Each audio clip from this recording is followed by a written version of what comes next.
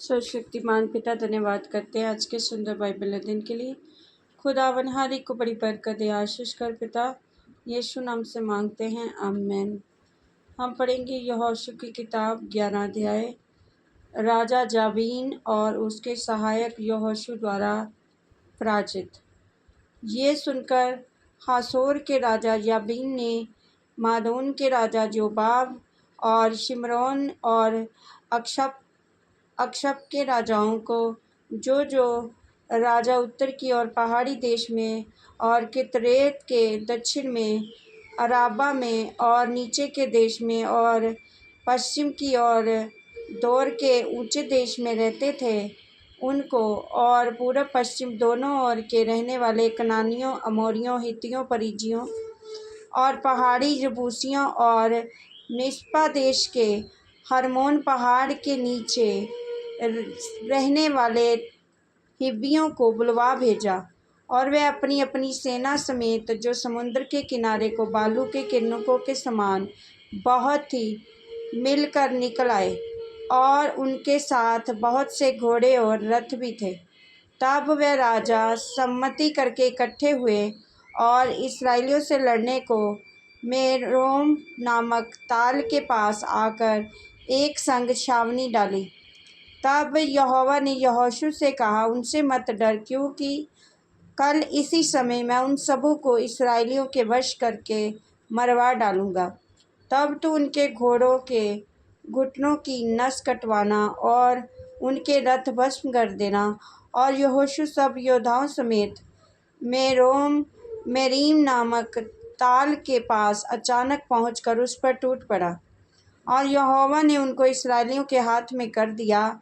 इसलिए उन्होंने उन्हें मार लिया और बड़े नगर सीदोन और मिस्त्रपोतमैम तक, पूरब की ओर मिस्पे के मैदान तक उनका पीछा किया और उनको मारा, और उनमें से किसी को जीवित न छोड़ा। तब यहोशू ने यहोवा की आज्ञा के अनुसार उनसे किया, अर्थात उनके घोड़ों के घुटनों की नस कटवाई और उनके रथ आग में जलाकर भस्म कर दिए।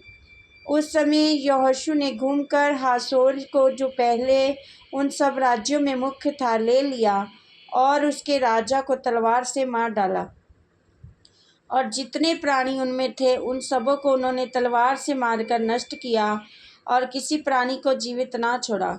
और हासोर को यहोशू ने आग लगाकर फुँकवा दिया, और उन सब नगरों को उनके सब राजाओं समेत यहोशू ने ले लिया, और यहोवा के दास मूसा की आज्ञा के अनुसार उनको तलवार के घात करके सत्यानाश किया। परंतु हासोर को छोड़कर, जिसे यहोशू ने फुँकवा दिया, इस्राएल ने और किसी नगर को जो टीले पर बसा था नहीं जलाया। और इन नगरों के पशु और उनकी सारी लूट को इस्राएलियों ने अपना कर लिया, परंतु मनुष्यों को उन्होंने तलवार से मार डाला, यहाँ तक उनका सत्यानाश कर डाला, एक भी प्राणी जीवित नहीं छोड़ा गया। और जो आज्ञा यहोवा ने अपने दास मूसा को दी थी, उसी के अनुसार मूसा ने यहोशू को आज्ञा दी थी, और ठीक वैसा ही यहोशू ने किया भी। और जो आज्ञा यहोवा ने मूसा को दी थी, उनमें से यहोशू ने कोई भी पूरी किए बिना ना छोड़ी। यहोशू द्वारा जीते गए देश। तब यहोशू ने उस सारे देश को, अर्थात पहाड़ी देश और सारे दक्षिण देश और कुल गोशेन देश और नीचे के देश, अराबा और इस्राएल के पहाड़ी देश और उसके नीचे वाले देश को, हलाक नामक पहाड़ से ले, जो सईर की चढ़ाई पर है, बालगाद तक, जो लबानोन के मैदान में हरमोन पर्वत के नीचे है, जितने देश हैं उन सब को जीत लिया, और उन देशों के सारे राजाओं को पकड़कर मार डाला। उन सब राजाओं से युद्ध करते करते यहोशू को बहुत दिन लग गए।